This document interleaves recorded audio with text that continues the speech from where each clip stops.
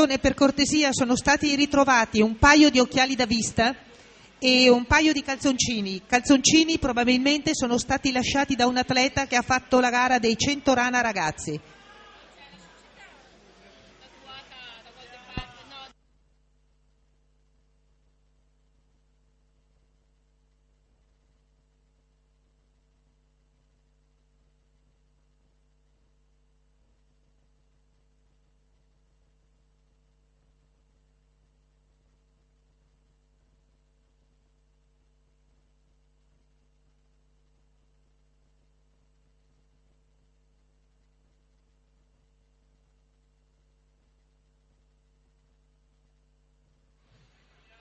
Intanto la prima batteria con la Rizzitelli, la Convento, la Basso, la Bonello e la Alessio si sta per concludere con Benedetta Basso 10174 per il Veneto Banca. Montebelluna si aggiudica la prima batteria.